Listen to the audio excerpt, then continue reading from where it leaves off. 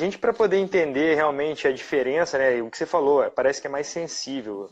Existe realmente uma diferença em termos de característica anatômica mesmo das áreas extraalveolares do que da área interradicular ali, de onde a gente está em gengiva inserida. Então ali realmente é uma área mais protegida, né? Então a gente pode começar, eu acho que a gente poderia começar falando o que caracteriza, né? Quais são as características, na verdade, que levam as áreas extraalveolares se tornarem um pouco mais sensível, né? Eu não diria nem difícil, né? Mas às vezes complexo. Qual é o que aumenta a complexidade das instalações em áreas extraalveolares? Para começo de conversa, eu acho legal, eu sempre ponho isso em pauta, que a taxa de sucesso, né, na verdade eles medem como a taxa de insucesso, né? Então, assim, nós temos uma taxa de insucesso muito menor nos extraradiculares, nos extraalveolares, né? Mas os trabalhos que mostram isso têm operadores top, né? Então, assim, os principais trabalhos que mostram o índice de estabilidade nos extraalveolares são trabalhos aí do Chang. Então nós estamos falando de um cara que já está há anos-luz nessa área, né? Então assim, já tem uma expertise enorme, né? E realmente a habilidade do operador faz diferença em qualquer mini implante que você vai fazer. Então uma coisa que eu falo também é o seguinte, não se preocupe se seu índice de falha estiver alto, isso faz parte da curva de aprendizado. Como qualquer outro segmento da nossa especialidade, né, você requer um tempo ali para poder realmente conseguir melhorar a taxa de sucesso, o índice de sucesso. E isso vale para qualquer área, tá? Não estou falando exclusivamente dos extraalveolares, não. Uhum. E o que torna o extraalveolar peculiar em termos de instalação? O que às vezes traz insegurança, traz medo? Eu às vezes gosto de pontuar isso, porque eu acho que é importante, é o ponto de partida para a gente entender o que a gente tem que fazer de diferente, né? Então, primeira coisa é a área onde você vai fazer a perfuração, que você sai, na maioria das vezes, né, da gengiva inserida e acaba instalando o mini implante em área de mucosa alveolar. Não sei como está aí a sua instalação nessas áreas extraalveolares, mas pelo menos as minhas, a maioria acaba sendo em áreas alveolar, né? O que você tem tido aí de... Sérgio, deu uma cortadinha agora no som. Tu repete, por favor? Deixa eu testar. Não, tá ruim. Nada. Opa.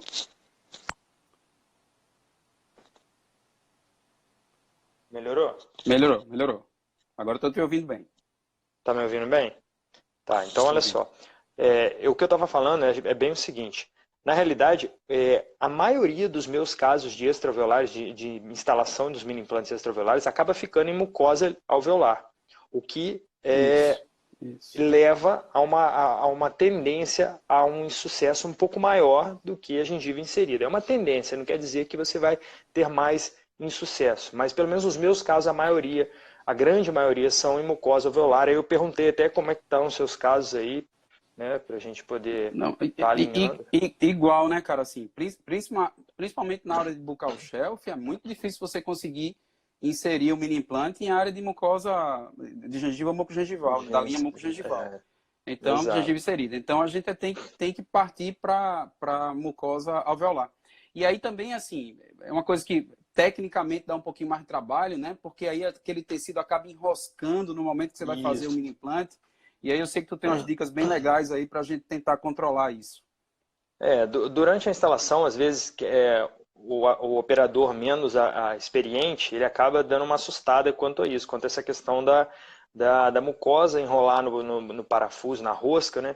Então, acho que isso também é uma preocupação que vem sendo tomada, né, de frente com as empresas têm se preocupado com isso também, e eu acho que o design dos parafusos hoje, eles favorecem a enroscar menos, mas o grande pulo do gato nessa situação é você realmente fazer um pouco mais de força e explicar para o paciente, porque ele pode levar um susto do porquê que você está esticando tanto ali a mucosa dele para instalar o mini implante. Então você fala, ó, essa área eu vou precisar fazer um pouco mais de força, vou precisar estirar um pouco mais essa área justamente para não dar essa embolada ali que a mucosa às vezes vai enrolando ali na parte ativa, na rosca ativa do mini implante, né?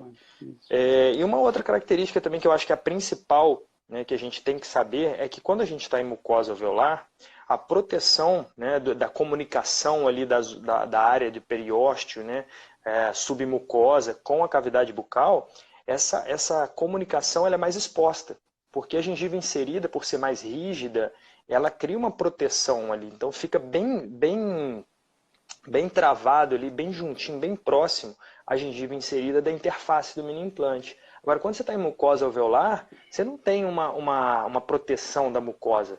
Pelo contrário, no movimentar da boca, sabe, Anderson? Falar, mastigar, bocejar, né? Você cria estiramentos nas áreas de mucosa alveolar que favorecem justamente a abertura de gap nessa região. Então, você perde proteção nessa área. Então, é muito importante, uma dica bem legal, né, é você deixar o transmucoso nessa área de transição. Então, quando você ocupa essa área de transição com o transmucoso, na maioria das vezes você acaba diminuindo a possibilidade de gaps, né? E quando tem o gap, que é essa abertura de comunicação, ela acaba ficando menor, né? Então você diminui a taxa ali, de repente, de uma comunicação, de uma possível inflamação ali. Então isso é bem legal, é você ter a preocupação de manter o transmucoso do mini implante nessa área de transição. Por isso que eu acho de grande valia os mini implantes novos que estão vindo com o transmucoso mais longo, né? A gente não tinha isso aqui. Na época, a gente só achava da BioRay, por exemplo, que era um transmucoso que eles tinham ali, variando ali até 7 milímetros de transmucoso. E hoje a gente tem da Steel, que tem um mini implante fabuloso, que eu gosto muito para IZC, que ele é um pouco longo, ele tem 17 milímetros, mas desses 17, 7 milímetros é transmucoso. E a área do IZC ali, quando você joga no alto, que é o que eu chamo de área 2, né, o IZC alto, ele requer que você tenha uma grande distância de transmucoso para poder trabalhar em diferentes níveis a cabeça do mini implante. Porque essa também é uma característica. Para você instalar o IZC, tentar ao máximo buscar bicorticalização.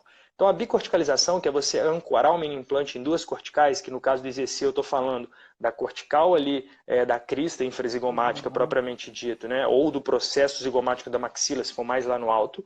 Essa é uma cortical, e a segunda seria a do assoalho do seio maxilar. Sim. Então você ancora o mini implante nessas duas corticais, você vai embora tranquilo ali. E aí, para isso, né, Sérgio, vai daquilo que mudou completamente a minha prática, principalmente de IZC, que é você usar a tomografia para fazer o planejamento dessa bicorticalização, né? Senão não tem jeito. Exato, porque para você ter uma precisão, né, na questão da bicorticalização, a tomografia ela se torna essencial, né? Então, quando a gente fala também, vamos lá, a gente falou aí da questão da mucosa alveolar, que é um dos obstáculos que eu cito do extraalveolar, né? Então a gente já deu a dica aí de estirar a mucosa, né, de deixar o transmucoso na transição, e faltou uma que a gente pulou, que seria você deixar pelo menos 5 milímetros de mini implante para fora da boca. Por quê? 5 milímetros total, contando a cabeça, que geralmente tem 2,5 ali. Então você deixaria ali mais 2,5 de transmucoso para fora. Por que isso daí? Porque existe uma tendência também na área de mucosa alveolar do recobrimento da cabeça do mini implante. Então se você instala o extraalveolar igual você instala o interradicular, desculpa, que você coloca todo o transmucoso dentro da mucosa e deixa só a cabeça para fora ali, o que vai acontecer? Fatalmente você está dando uma chance enorme para essa mucosa alveolar recobrir a cabeça do mini implante, e aí leva aí uma perda do mini implante, porque às vezes você tem que fazer uma incisão e tirar mesmo, porque essa inflamação ela vai criando uma hiperplasia, vai aumentando, etc. Ou seja, o pessoal está perguntando aqui assim, tu acaba pedindo tomografia para todos os pacientes que você está planejando IZC, ou tem aqueles pacientes que mais braque, até que tem aquele tórax vestibular maior, onde você às vezes consegue colocar o IZC bem na vertical, usando o apoio do tórax ali, e de repente você dispensaria a necessidade da tomografia? Olha só, eu vou mostrar aqui uns casos. Eu preparei meu computador aqui estrategicamente de frente para outra câmera aqui do celular, que eu viro e mostro aqui, tá? Vamos lá, eu dei uma lida aqui, né? Então, assim, eu peço tomo para todos os pacientes que eu vou fazer IZC, sim. Se eu opto pela tentativa da distalização a partir de mini implantes em crista infrazigomática, eu peço tomografia, tá? Então, ponto 1 é esse daí. Aí, ou seja, segundo... eu perguntei aqui, mas eu acho que tu estava lendo aí, naqueles pacientes assim que você tem os pacientes mais horizontais... Então, eu ia falar isso agora. Isso. Isso. O paciente mais horizontal, ele costuma ter uma exostose óssea maior por Isso. vestibular. Isso. E isso é fantástico, porque daí a gente consegue realmente fazer uma instalação bem adequada nessa Isso. região, em gengiva inserida ainda. É fantástico, porque Isso. aí a gente Isso. usa a área 1. Né? Então, o paciente realmente, o braquifacial, ele tem uma tendência a ter esse volume ósseo em área 1, em ZC, que eu chamo área 1 ali na área de crista infrazigomática propriamente dita, por vestibular da raiz dos molares. Ele tem esse volume ósseo suficiente para a gente instalar um mini implante nessa região. E aí você acaba pegando até mesmo em gengiva inserido, que é fantástico. Nosso objetivo ali Aí mesmo para esses pacientes, você para acaba esses pedindo pacientes. Vamos tomografia, lá. que é mesmo Eu sim, sim. protocolo, né? Sim, eu peço, tá? Vou explicar o porquê. Eu vou mostrar aqui os 3 últimos casos. Né? Assim, eu não fiz nenhum apanhado enorme nos meus casos, mas eu vou pegar os 3 últimos aqui que eu documentei um pouco melhor. Eu só vou só caçar eles aqui. Acho que um deles está até na aula que eu já tinha aberto aqui. Todos 3 com exostose óssea, tá? Todos 3 com volume que você olha e fala, maravilha. Né? O paciente tem ali um excelente volume de rebordo alveolar, de exostose óssea por vestibular. E quando a gente vai ver na tomografia, a gente surpreende com algumas coisas. Tá? Então eu quero mostrar isso aqui porque realmente isso leva a gente a um erro muito, muito simples. E aí a gente pensa assim, tudo bem, mas qual o problema de eu instalar sem a tomografia? Né? Qual seria o problema da gente instalar sem tomografia? Deixa eu correr aqui para olhar aqui, achei ele aqui. O problema é o seguinte, Anderson, a gente tem vários aspectos para levar em consideração. Não é só a questão de ter ou não volume ósseo. Ter ou não volume ósseo é um dos estudos que eu faço na tomografia. O segundo estudo é o seguinte, a distância vertical que eu tenho do seio maxilar para buscar a bicorticalização. Tá? Então anotem aí, ó, primeiro ponto, saber se eu tenho volume ósseo por vestibular, mesmo que clinicamente seja visível. Às vezes eu noto ele clinicamente, tá? E aí chego na radiografia, na tomografia, né, que eu uso em 100% dos casos para EZC, e eu percebo que não tem esse volume e que, na verdade, essa exostose ela é uma pseudoexostose parcial e depois a raiz, né, que ela é divergente, a raiz dos molares superiores, então ela tem uma tendência à divergência. Eu vou mostrar isso aqui, vai ficar bem ilustrado. Então, isso é uma das coisas, é o ponto 1. Ponto 2, a distância vertical do seio maxilar para eu poder bicorticalizar. Então, eu vou buscar bicorticalização, eu preciso saber quanto que eu tenho de distância para o seio, quanto que eu tenho de espessura óssea em cada cortical, a distância das corticais, se esse seio maxilar está saudável ou se tem alguma sinusopatia. Então, assim, eu não falei aqui, mas eu sou radiologista também, né? O Anderson sabe. Então, eu tenho uma expertise em tomografia grande. Então, isso me fez ficar ligado quando comecei a ter muito insucesso.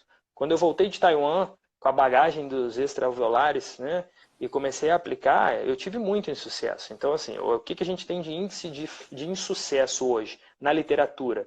7%. Tá? 7%. Contra 15, 16% dos interradiculares. Então é metade. Só que o que está considerado insucesso nos trabalhos? Então a gente tem que ter um senso crítico e avaliar o autor diz como insucesso. Insucesso é o mini implante cair dentro de 4 meses. Primeiro, eu preciso que o meu mini implante fique lá 1 ano, tempo dependendo da mecânica que você vai fazer de estalização. Segundo ponto, ele estar fixado no osso, não é sinônimo de sucesso. Qual o objetivo do tratamento ortodôntico? É enfiar um parafuso na boca do paciente? Não. No caso ali é corrigir a maloclusão, que eu estou levando em consideração uma distalização, ou seja, você vai corrigir ele uma classe 2, eu preciso mover para distal esses dentes. Então, para mover para distal esses dentes, não basta o parafuso estar preso ali. Ele tem que estar o quê? Extra-radicular, fora da linha de ação das raízes. Então, esse é um ponto importantíssimo também. Não adianta o mini implante ficar travado. Ficar travado, gente, ele vai ficar. Independente de como você instale, o mini implante não fura o dente. Tá? Então, também isso é um outro paradigma aí que a gente tem que quebrar, porque antigamente perfuravam-se raízes porque a técnica exigia que você fosse com uma broca antes fazer uma perfuração óssea. Os mini implantes hoje são autoperfurantes, eles mesmos perfuram o osso. Porém, eles não perfuram dente, a gente não precisa passar broca antes, que era o que perfurava a raiz. E aí o mini implante não vai furar o dente. O que vai acontecer quando bater no dente? Tá? você vai ter ali um travamento, você não vai conseguir progredir com a instalação. Então você vai, opa, devo ter pego em alguma raiz. Volto e mudo ali a estratégia, mudo a angulação, mudo o local, enfim. Ou, se ele pegar meio resvalado, a própria raiz vai criar um desvio de direção do teu mini implante. Então também é perceptível isso durante a instalação. Eu não preciso estar vendo. A experiência leva a gente a sentir isso. É uma sensibilidade tátil que nós criamos, desenvolvemos depois de um determinado tempo fazendo a técnica. Enfim, então a gente tem essas duas possibilidades. Mas em todas as duas, o mini implante vai ficar no osso. Ele vai ficar travado. Entendeu? Porém, ele não vai estar cumprindo o objetivo dele. Então, é por isso que a gente precisa criar esse hábito de tomografia. Essa é a minha concepção, eu defendo isso, eu tenho tido excelentes resultados, não só do mini implante ficar fixado, mas de eu conseguir concluir minha mecânica. Então, assim, muita gente me martela, fala, pô, mas você está exagerando, pedir uma tomografia, gente, tem que se informar um pouco melhor. A diferença de radiação de uma tomografia para uma panorâmica, dependendo do aparelho, é nada, é a mesma. Né? Às vezes, na pior das hipóteses, se o seu aparelho for muito, muito velho, você vai ter uma dose aí 4 vezes maior com a panorâmica. Né? Então você tem que ver o custo-benefício disso. Ah, mas é um exame mais caro. Pô, ele é mais caro então porque você não está sabendo tirar proveito dele. Porque para mim ele é muito barato. Pelo que eu aproveito desse exame, como eu consigo tirar proveito desse exame, para mim ele é barato. Então é questão de você saber usar ali. Uhum. Então, veja bem. Por aqui. E aí, Laurinha? Então, na verdade, ó, eu falei aqui 3, né? Então eu falei, ó, o volume, né? Se tem volume, eu uso a tomografia para saber se ele tem volume, a altura do seio maxilar e a condição desse seio maxilar, porque se ele tiver uma sinusopatia, eu não vou penetrar com o mini implante dentro dele, tá, gente? Porque a gente perfura, sim, eita, me fugiu o nome. A membrana do seio maxilar, tá? Então a gente perfura a membrana sinusal com o mini implante. Então você não tenha dúvida. E eu tenho um limite no qual eu passo também, né? Mesmo em casos de saúde sinusal, eu não vou extrapolar mais de 3 milímetros para dentro do seio maxilar. É isso que eu ia te perguntar. Até 3 milímetros é seguro, né? Isso. A literatura mostra que até 3 milímetros é seguro. Olha só, antes eu vou mostrar aqui em relação ao braquifacial, tá? Então, eu vou aproveitar e tirar os comentários aqui. Só para aparecer melhor aqui. Deixa eu aproveitar aqui que eu mudei a tela. Pessoal, um abraço aí para a galera que está comparecendo, os meus amigos, a galera do Ortodontia Fechado em peso aí. Verdade. Não está dando tempo de eu mandar salve aí, mas queria mandar um abraço para a galera. Então vamos lá, temos aí uma boa faixa de gengiva inserida, uma exostose óssea maravilhosa. Olha o brilho dessa gengiva inserida aqui, ó. Dá uma vontade de mandar-lhe parafuso aqui para dentro, né? E uma classe 2, ó, né? Uma classe 2 com uma angulação mesial que favorece pra caramba a distalização, né? Você vê um caso desse com os dentes angulados para mesial, super favorece uma distalização aí, né? Então, isso é bem interessante, né? Esse tipo de caso, indicar uma distalização. E aí, quando a gente vê a tomografia, olha lá. Tô conseguindo enxergar aí? Deixa eu afastar um pouquinho. Cara, não tô vendo. Tá super. Não, tava perfeito, Sérgio. Tá perfeito. Tá. Então, peraí, vamos lá. Então, é isso que eu tô falando, olha. A exostose óssea, olha, ela é parcial, tá vendo? Ela está no terço médio da raiz, né? Não exato. Tá então chega ali, olha, a raiz, ela está ocupando ali essa área, né? Tá desnuda. Então daí o que acontece? Se a gente força a barra ali, né? Coloca um parafuso ali, não é que vai perfurar, né? Não vai perfurar, mas a tendência é que ela fique o quê? Entre as raízes, né? Então, ó, não tem jeito, vai ficar entre as raízes. Então, nesse caso, a gente coloca um interradicular mesmo e vai seguindo. Ou faz pela palatina, ou faz mini implante no palato. Né? E aí aqui eu distalizo primeiro o molar, né? Primeiro os molares, depois eu mudo o mini implante de local, travo o meu molar e faço a retração dos demais dentes ali. Tá? Esse outro caso aqui, olha só, uma baita de uma exostose também, olha lá, bem semelhante, né? E aí, olha que bacana, olha a diferença. Olha o volume ósseo na vestibular. Isso me dá segurança. Tá? E aí a gente faz a instalação, olha lá, ó, em gengiva inserida. Deixa eu ver se eu tenho aqui, ó. Vou pegar aqui. Eu acho que eu fiz um videozinho mostrando aqui. Da minha avaliação ali tomográfica, né, o que eu faço. Vou baixar um pouco o volume aqui que as crianças estão dormindo.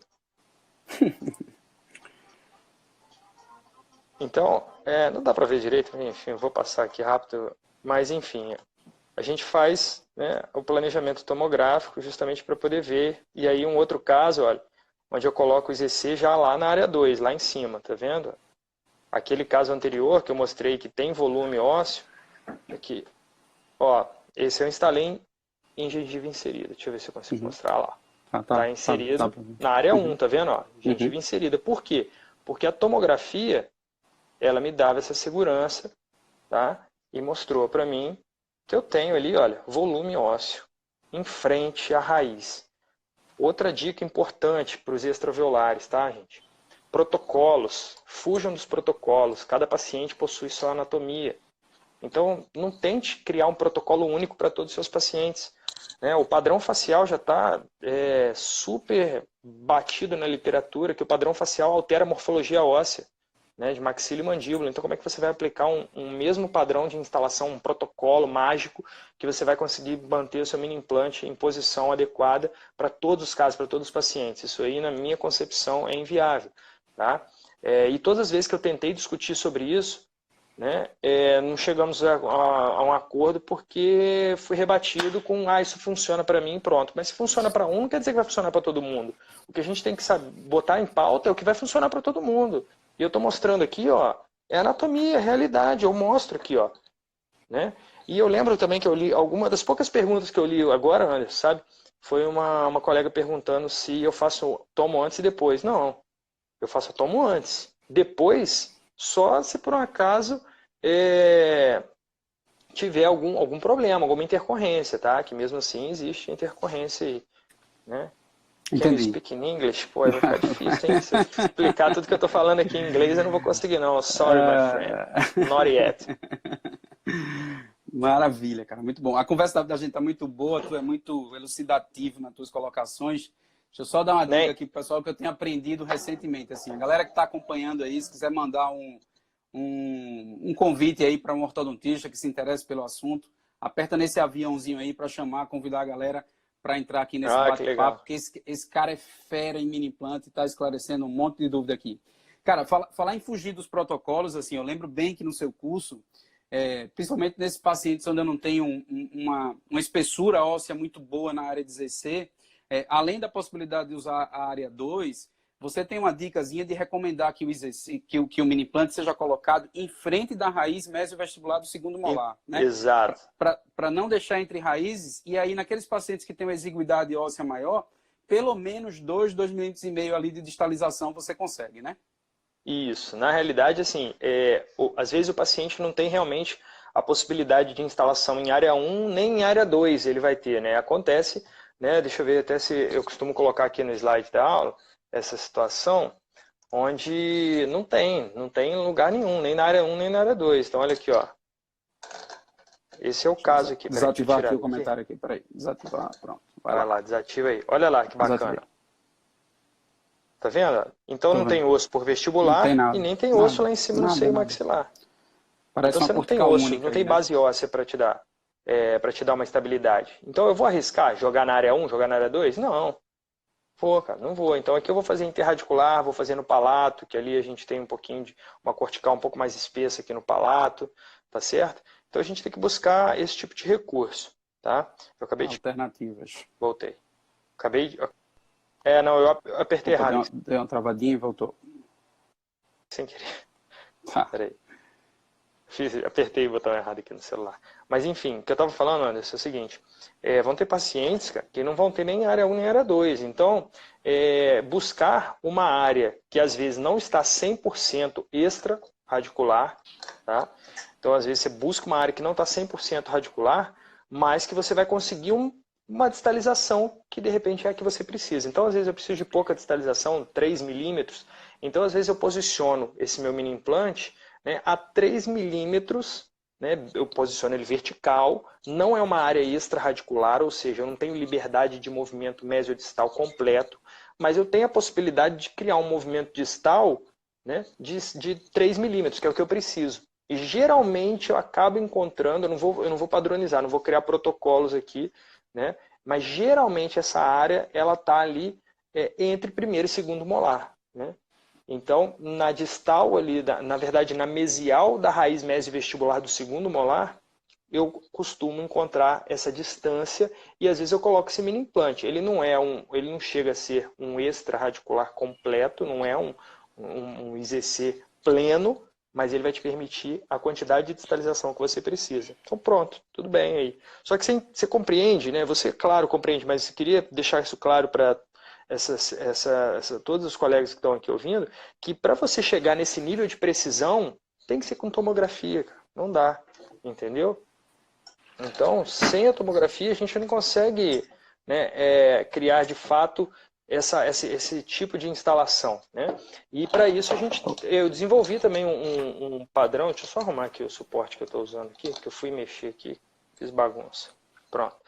E esse método de posicionamento a partir da tomografia, né, ele permite a nós criarmos uma reprodução disso na boca do paciente. Então, eu consigo hoje planejar na tomografia e reproduzir isso para o paciente, né? Então, essa é uma das propostas, né, de quando eu vou dar cursos aí, é justamente passar esse tipo de protocolo. Na verdade, não é bem um protocolo, mas essas medidas que eu utilizo para reproduzir isso para a boca do paciente. E aí, na boca do paciente, com uma sonda milimetrada, você resolve o problema.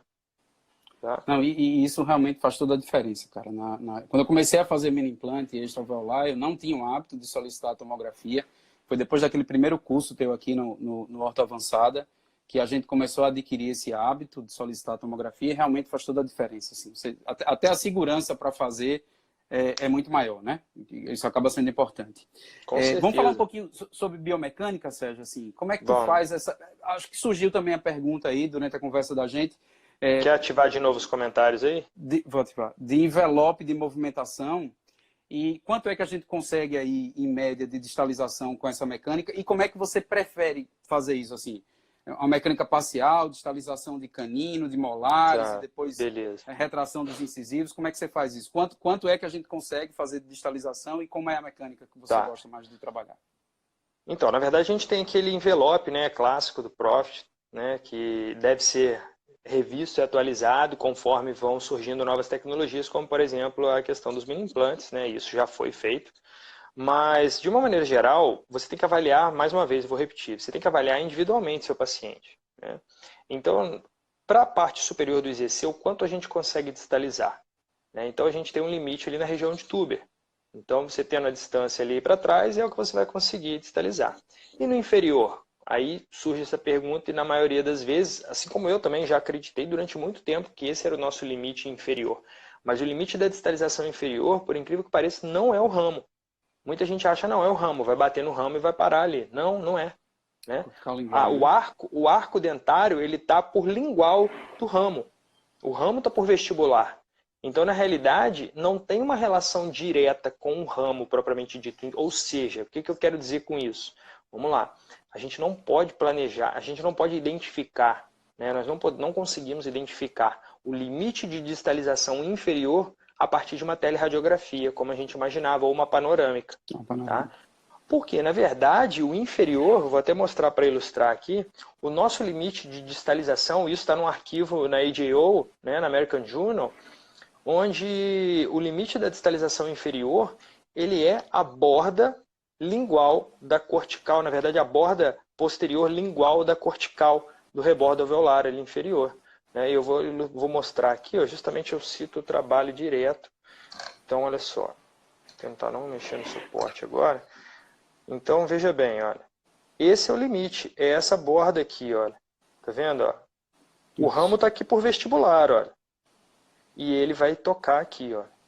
E aí ele chega aqui e não tem mais possibilidade de distalização. Quando ele toca nessa cortical lingual aqui, olha, posterior, né, essa cortical oblíqua, né, lingual posterior, o arco para a distalização. Você não consegue mais distalizar. Você pode ganhar alguma coisa de angulação aí. Esse aqui é o título, tá? O artigo, olha, né, um artigo dos coreanos na American Journal. Se não me engano, é 2011 esse artigo. Né? Então, esse é o nosso limite da distalização ali. E veja bem, ó, aqui dá para ver bem nesse slide que eu vou mostrar aqui agora. Olha ali, ó. Percebam essa distância aqui, ó, tá travado. O ramo tá Aí pro já foi. vestibular.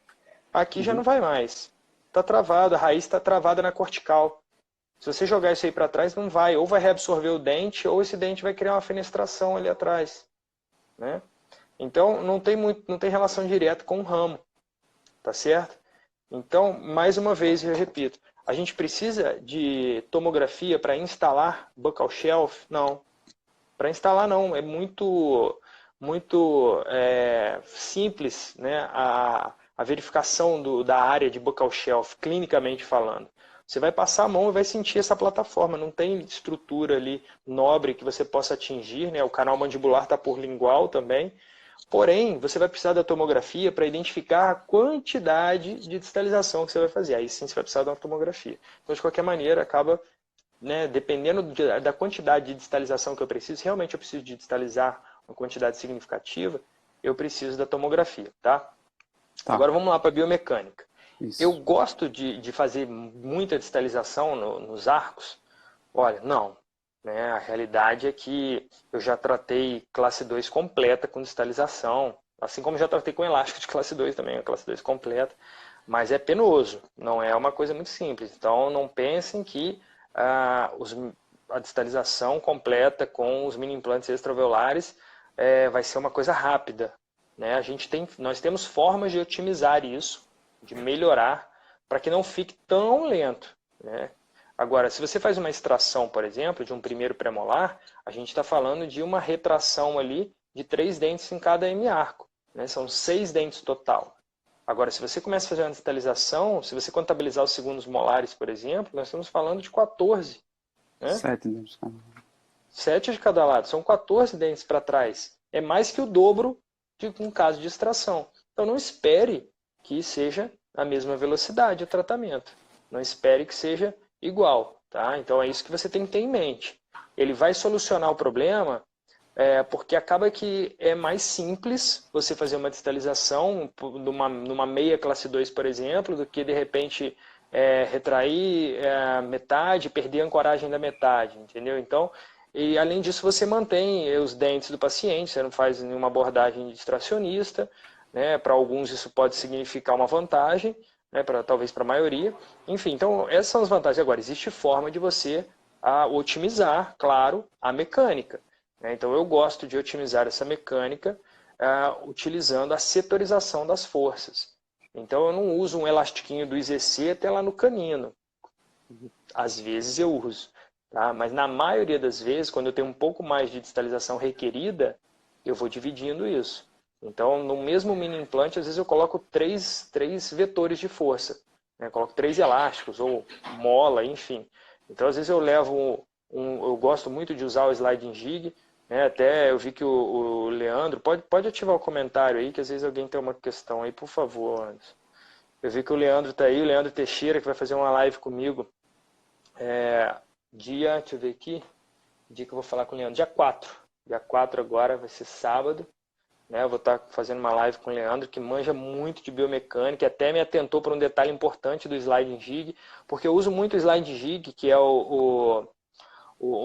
aquele cursor de distalização, né?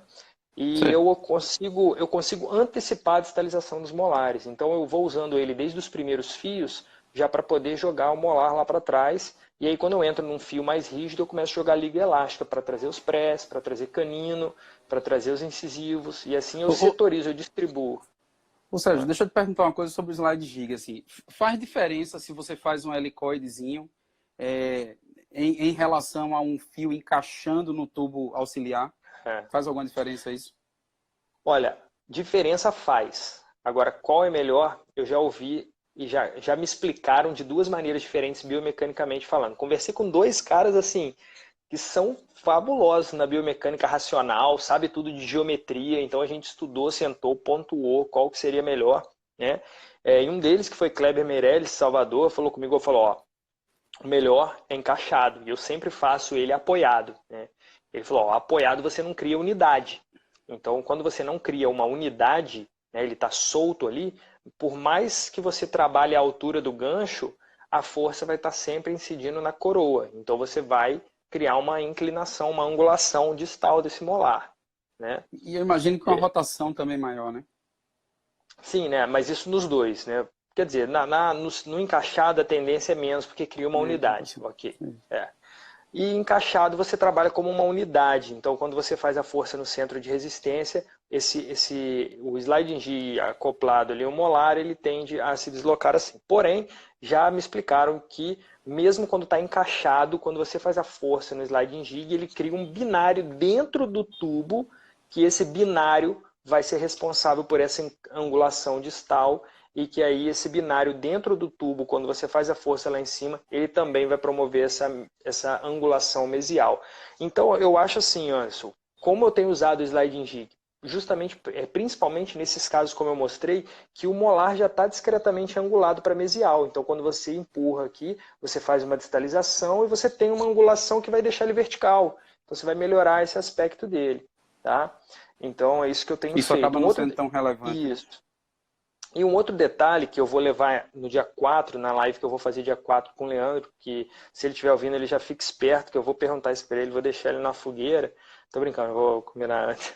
Mas é o seguinte, que ele veio me avisar que se a gente trabalha com sliding jig muito alto, quando a gente faz a puxada, né, do elástico, ele faz isso daqui, ó. Quando ele faz isso daqui, ali na frente, né, que o elástico, você puxa ele para trás, ele levanta o fio na região anterior e automaticamente ele força para baixo o fio na região posterior.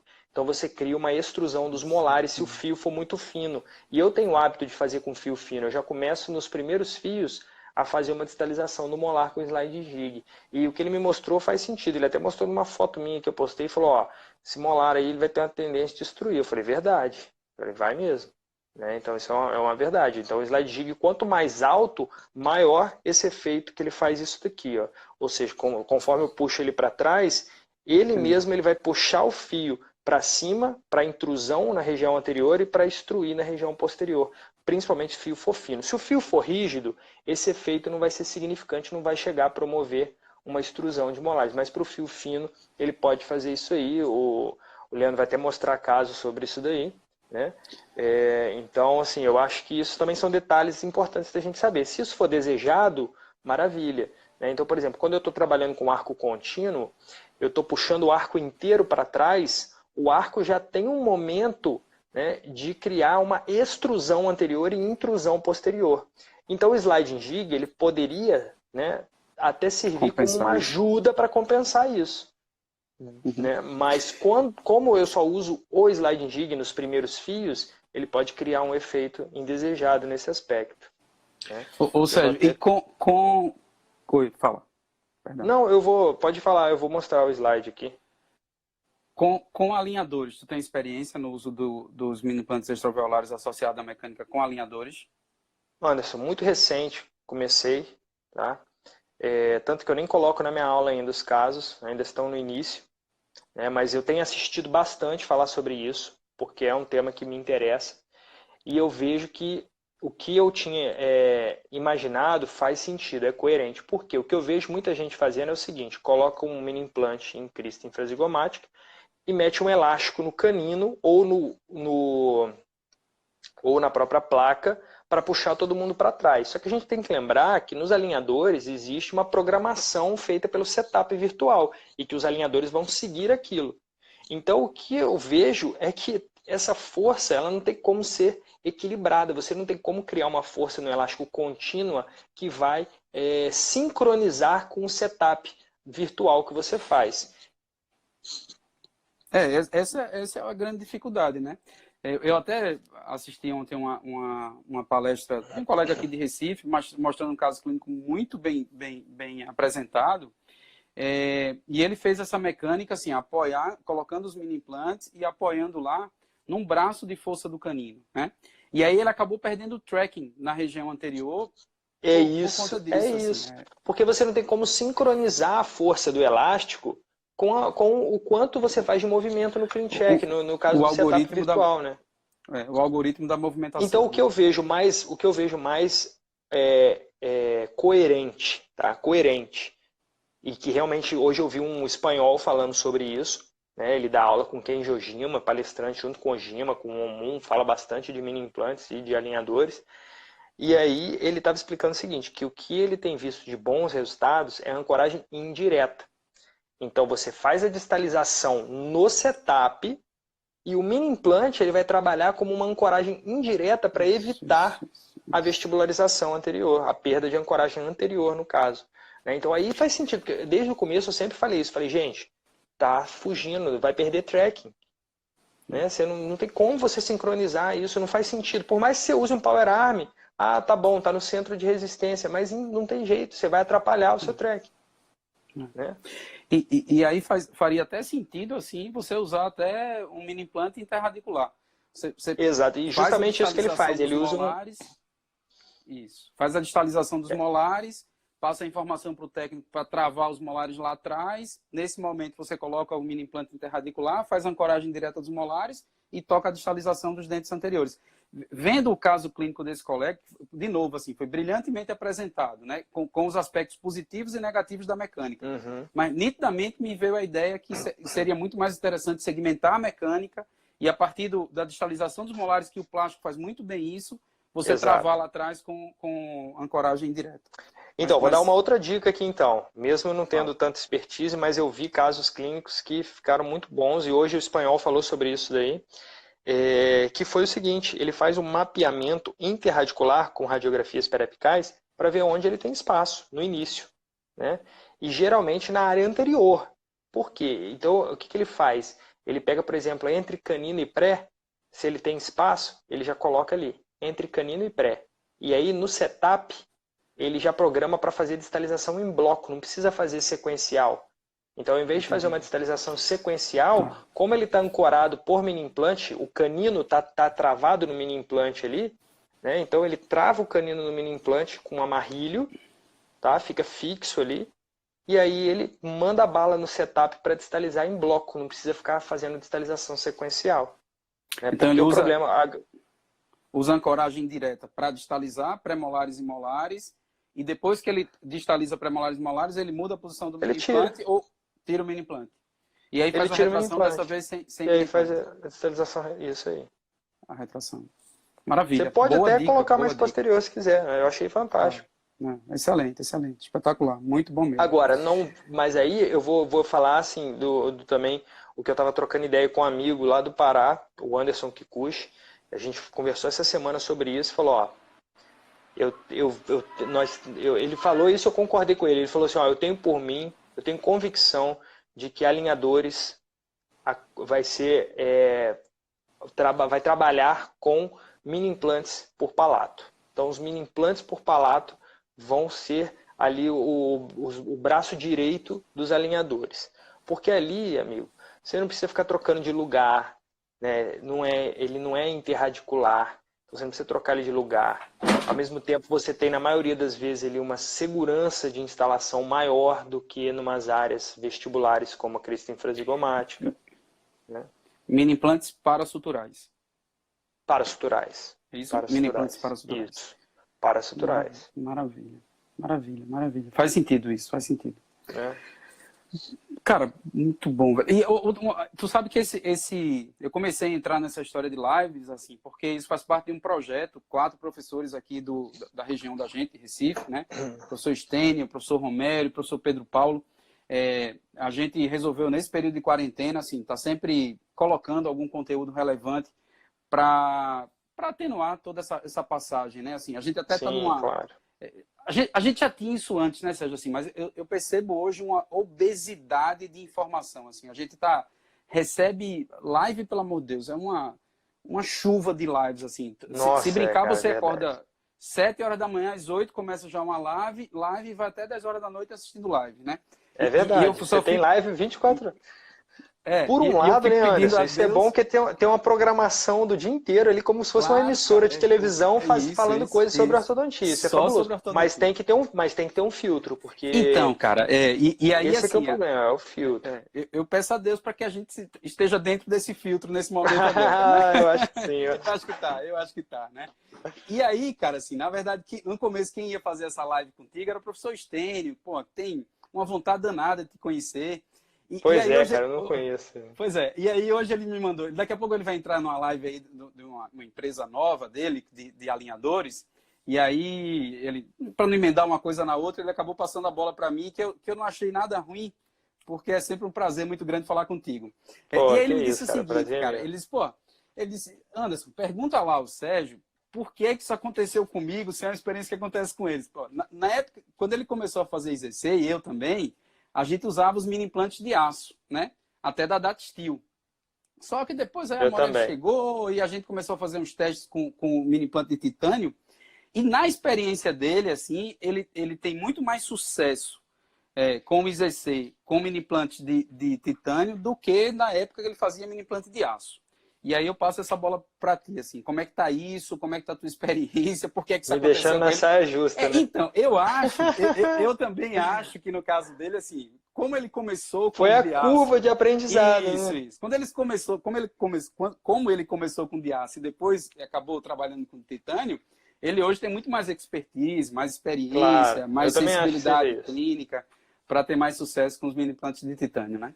Eu também acho que é isso, tá, É. ô Anderson? Eu acho que é isso, né? Porque, na verdade, eu perdi alguns mini implantes de aço porque fazia a técnica, digamos assim, usava as mesmas manias que eu tinha do interradicular de titânio. Então, tive algumas perdas, tá? Eu acho que o mini implante de aço, ele realmente melhorou muito. Eu lembro no início da Datstil, eu quebrei umas pontinhas dentro do paciente, né, no osso do paciente, porque não era preconizado o uso de lança.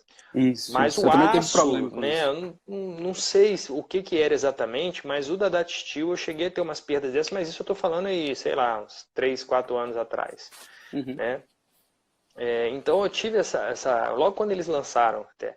Então eu falei com eles na época, eu tenho um bom relacionamento, até mesmo no dia 3 agora eu vou estar numa live com eles, né, que é o Eu Fábio vi. Micheletti e o Uhum. Rodrigo Milani. Uhum. Então eu tenho um bom relacionamento com eles, gosto demais deles. Eu falei, ó, gente, vocês têm que mexer alguma coisa aí, porque eu quebrei já algumas pontas aí dentro do paciente aí. E aí eles lançaram uma lança que eu acho que Muito até boa. hoje é a melhor lança que tem para a Sim, área de mucosa alveolar. Porque se você usar, espetacular. isso também é uma dica legal aí para mucosa alveolar, gente. Se você vai instalar em mucosa alveolar, nós vamos usar a lança também, certo? Porém, as lanças dessas que nós temos de kits convencionais, como Sim, Morelli, elas são lanças triangulares que favorecem o corte, porque a gengiva inserida ela é mais rígida, mais dura.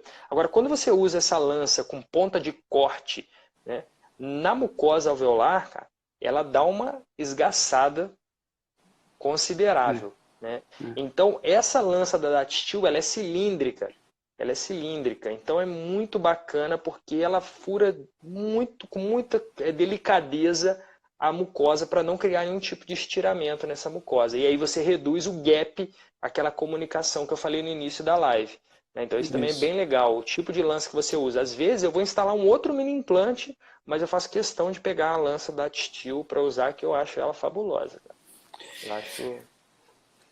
Cara, maravilha, assim, eu também, quando eu comecei a fazer DataSteel, eu fiz o curso com os meninos lá, até foi aqui em Campina Grande, e tive problema pela falta da lança, assim, às vezes eu ia instalar um mini implante, principalmente buccal shelf, e ficava escorregando porque eu não tinha um plano de inserção ali do mini implante, né? E depois que eu comprei a lança, aí realmente resolveu completamente. Agora É, aqui, ó, o Fábio tá até aqui, cara. Que legal, olha olha que só. O maravilha, cara. Fábio tá aqui. Massa, Fala, massa, Fábio. Um massa. abraço, cara. Pa- Agora eles Palmeirense estão aí, ó. falando que tem um DataSteel Pro, que é 2x12 com transmucoso de 4,5. Olha que legal esse aí, ó. Ah, Isso massa. aí para fantástico, 4,5 de transmucoso. Eu lembro que eu ficava brigando para ter um mini implante de mais de 2 milímetros. E eu achei na época um mini implante da Sim, que me dava 10 de rosca com 3 de transmucoso. Então era bem legal isso daí, sabe? Que Massa. era o máximo que a gente tinha na época. Hoje a gente tem 4 milímetros, agora ali 4 milímetros e meio. E tem aquele da Datstil que eu falei no início da live, que é de 7 milímetros para a área de IZC bem alta, né? Para a área 2 de IZC. Né? Aí eu vi E uma aí, Fábio, pergunta aqui, se já já usou usei o de aço da o Morelli? do de ácido da Morelli. Já usei sim, até coloquei minhas opiniões no Instagram, tá? São opiniões sinceras, vale a pena ler lá. Cara, penei um pouquinho, mas deu certo. Mas assim, eu penei um pouquinho, porque eu acho que eles pecaram um pouco na questão de comprimento, a proporção comprimento-diâmetro, ela passa uma insegurança um pouco grande, né? Mas eles falaram de que vão rever essa questão dessas medidas aí, cara. Ou seja, a gente está chegando aqui ao final já do tempo, né, da live, cara. Uhum. Putz, cara, foi bom demais. Aprendi mais um montão de coisa aqui contigo, cara. Tu é show de bola mesmo, impressionante. Teve aqui, quando foi que tu estivesse aqui? Em fevereiro, cara. Então, Fevereiro, fevereiro né? pra cá, já, você não tinha, por exemplo, experimentado o mini plant da O Morelli? de Morelli, é. Aqui. Deixa Verdade, eu desativar verdade. para te ver aqui direitinho. Cara, e para mim, assim, Tá. putz, é uma alegria muito grande ter conversado contigo, né? Pô, o prazer é meu, cara. Você é um cara nota Pô, cara, 10 que eu admiro pra valeu. caramba também. Também, cara, Pô, muito também. legal. Admiração recíproca, viu? Bom demais, assim, eu tenho certeza que ajudou muita gente. Essa Eu uma espero horinha ter aqui de ajudado aí, bate-papo, pessoal. né? Tenho certeza. Assim, tenho certeza. antes de você desativar os comentários, eu vi que teve uma pergunta ali do colega do Rodrigo Romano. Rodrigo, obrigado, um abraço. Ele perguntou, se não me engano, deixa eu ver se é isso mesmo. É isso mesmo. Se eu utilizo carga e qual a carga que eu utilizo. Carregamento imediato, eu ponho força imediatamente, só que eu tento balancear ali, ó, 100 gramas de força no primeiro mês. Passou um mês ali, quando o paciente vem para a primeira consulta pós-instalação, aí eu ponho a força normal. Tá? Eu não aumento gradativamente também não. Eu ponho 100 gramas no primeiro, meço direitinho com dinamômetro, tudo certinho. Na segunda, já ponho carga total ali, que às vezes chega a colocar 200, 250 gramas em cada elástico, que às vezes pode totalizar aí em torno de 700 gramas de força no mini implante e ele aguenta, tá?